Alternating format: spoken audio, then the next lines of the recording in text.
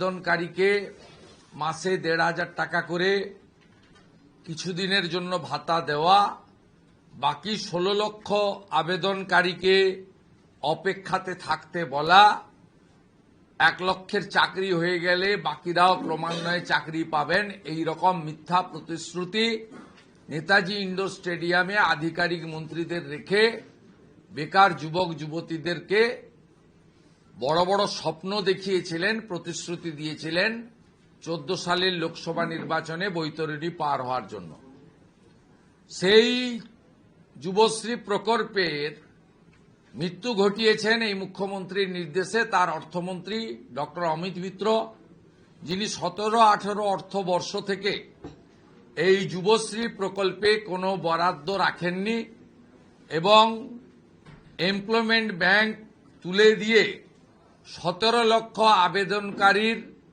আবেদনকারীর যে আবেদন ছিল সেই আবেদন কোথায় গেছে, কেজি দরে বিক্রি হয়েছে না অন্য কিছু হয়েছে না পুড়িয়ে ফেলেছেন আমরা জানি না। এই ১৭ লক্ষ তালিকা আমাদের হাতে আছে, আমরা তাদের প্রত্যেকের সঙ্গে সম্পর্ক করব এবং তারা তাদের অভিজ্ঞতার কথা জনমানসে তুলে ধরবেন ক্রমান্বয়ে।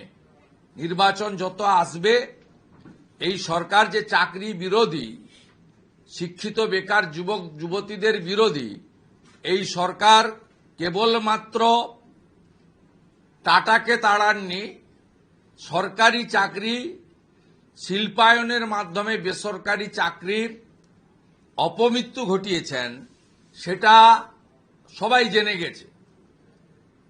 এবং জেনে যাওয়ার কারণে যে প্রতিষ্ঠান বিরোধিতা গোটা রাজ্য জুড়ে হচ্ছে, আমরা করোনা কালে মাননীয় প্রধানমন্ত্রীর দেওয়া শ্রমিক স্পেশালের মাধ্যমে দেখেছিলাম যে কত লক্ষ লক্ষ আমাদের বাড়ির যুবক বন্ধুরা ভাইরা পেটের টানে সংসার চালানোর জন্য ভারতবর্ষের বিভিন্ন রাজ্যে তারা পড়ে আছেন, তাদের থাকা খাওয়া তাদের নিদারুণ কষ্টের মধ্যে তারা পড়ে আছেন।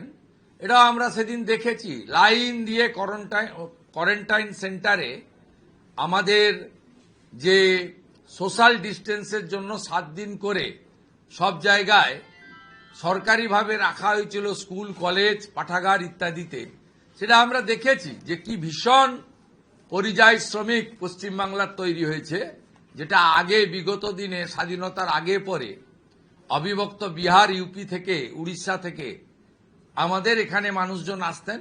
উল্টো যা হয়েছে, মানুষ সেটা ২০২০ সালে করোনা কালে সবাই দেখেছেন, ২১-এও দেখেছেন করোনা থার্ড ওয়েভের সময়।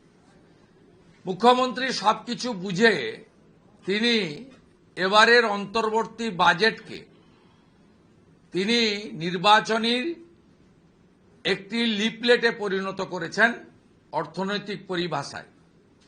সেখানে তিনি এই অন্তর্বর্তী বাজেট এপ্রিল মে জুন জুলাইয়ের, কিন্তু ফেব্রুয়ারি মাসে তার ভোট এত বালাই এবং অভয়া থেকে দুর্গাপুর আইকিউ সিটি, কালকেও একটা ফোন কল ভাইরাল হয়েছে যেটা আমি সোশ্যাল মিডিয়ায় পোস্ট করেছি। পূর্ব মেদিনীপুরের কাঁথি ৩ ব্লকে একটি গ্রাম পঞ্চায়েতের তৃণমূলের মহিলা প্রধানকে পঞ্চায়েত সমিতির সভাপতি বিকাশ বেজ তার কক্ষে ডেকে তাকে শারীরিক নির্যাতন করেছেন, যেটা গতকাল পূর্ব মেদিনীপুর জেলার এসপি ইনচার্জ, যাকে মুখ্যমন্ত্রী পাঠিয়েছেন, মাননীয় মিঠুন দের চেম্বারে সালিসি সভার মাধ্যমে নিষ্পত্তি হয়েছে।